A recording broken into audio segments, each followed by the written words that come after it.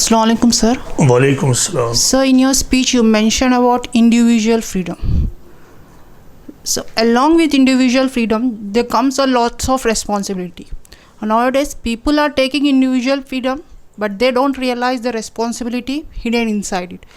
So don't you think it's time to redefine the individual freedom as so? देखिए, इसमें दो बात. पहले तो एक बात समझनी चाहिए कि अल्लाह ने अगर किसी को आज़ाद पैदा किया है, अल्लाह ने किसी को अगर आज़ाद पैदा किया है, तो who the hell am I to curb his or her individual freedom? ये एक बेसिक बात है. तो मैं इस बात को मानता हूँ इस्लामी टीचिंग के मुताबिक कि इंडिविजुअल फ्रीडम समम बोनम है, यानी खैर आला है, सबसे बड़ी चीज़ है. अगर समाज में इंडिविजुअल फ्रीडम ना हो, आज़ादी का माहौल ना हो, तो इसके बरक्स जो चीज़ होगी वो क्या होगा? इंतशार होगा, जबर का माहौल होगा, परसिक्यूशन होगा. इसका दूसरा नतीजा जो निकलता है वो है रिग्रेशन, यानी अगर आज़ादी ना हो तो फिर डेवलपमेंट नहीं है, आज़ादी के बाद ही डेवलपमेंट है. तो किसी समाज में आज़ादी का होना हर तरह के डेवलपमेंट की ज़मानत है. ये एक बात. दूसरी बात क्या है कि बिलाशुबा आज़ादी के साथ बहुत सारी रिस्पॉन्सिबिलिटीज़ आती हैं. आदमी को चाहिए कि उनको समझे, यानी आज़ादी को फॉर ग्रांटेड न ले, और वो ये न समझे कि हम आज़ाद हैं तो फिर जो कुछ चाहें करें. आज़ादी के साथ उसे इस बात को भी जहन में रखना है, वो ये है कि हम एक ऐसी दुनिया में जी रहे हैं जहां हम तन्हा नहीं हैं, हमारे अलावा कुछ और लोग भी यहाँ रहते हैं. लिहाजा सही रविश क्या है कि आज़ादी के साथ रवादारी और टॉलरेंस का तरीक़ा हो. टॉलरेंस का मतलब क्या होता है?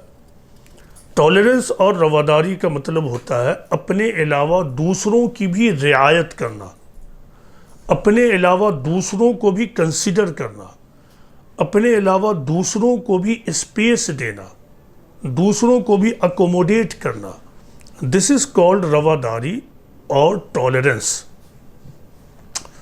तो फ्रीडम के साथ जब टॉलरेंस हो तो समाज में तरक्की होगी, अमन का माहौल होगा. मैं अक्सर एक स्टोरी सुनाता हूँ जो अमेरिका के फ्रीडम से कनेक्टेड है. तो वो स्टोरी आपको बखूबी बताती है कि फ्रीडम का मतलब क्या है, इंडिविजुअल फ्रीडम क्या है. तो वो स्टोरी इस तरह है कि जब अमेरिका आज़ाद हुआ तो एक शख्स अपनी आज़ादी को सेलिब्रेट करने के लिए स्ट्रीट पर निकल गया, और वो स्ट्रीट पर अपनी स्टिक को इस तरह घुमाते हुए चला जा रहा, मस्ती में एंजॉय करते हुए. उसी दरमियान सड़क पर मौजूद दूसरे शख्स को उसकी स्टिक से चोट लग जाती है. वो शख्स उससे सवाल करता है कि व्हाट आर यू डूइंग. वो उससे कहता है कि you don't know now America is free. इस पर वो दूसरा शख्स जिसको चोट लगी थी वो उसको जवाब देता है कि तुम्हें ये जानना चाहिए कि your freedom ends where my nose begins. तो इस स्टोरी में इंडिविजुअल फ्रीडम पूरी तरह एक्सप्लेन हो जाता है कि फ्रीडम का मतलब क्या है. यानी एक इंडिविजुअल फ्री है उस वक्त तक जब तक के दूसरों के हुकूक और अधिकार पामाल ना हो. एक इंडिविजुअल फ्री है जब तक के उसकी किसी एक्टिविटी से समाज में वायलेंस और हिंसा पैदा ना हो.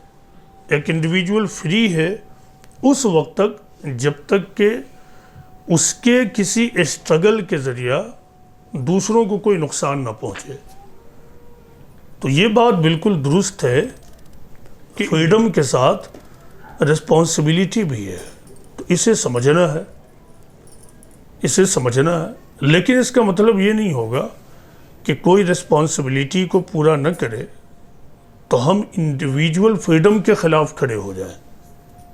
اور انڈیویجول فریڈم کے تصور کو اور ماحول ہی کو ختم کرنے کے لیے کوشش شروع کر دیں، تو یہ بات بھی اتنی ہی غلط ہے جتنی غلط وہ بات ہے کہ کوئی آدمی انڈیویجول فریڈم کے ساتھ رسپانسبلٹی کو نہ سمجھے۔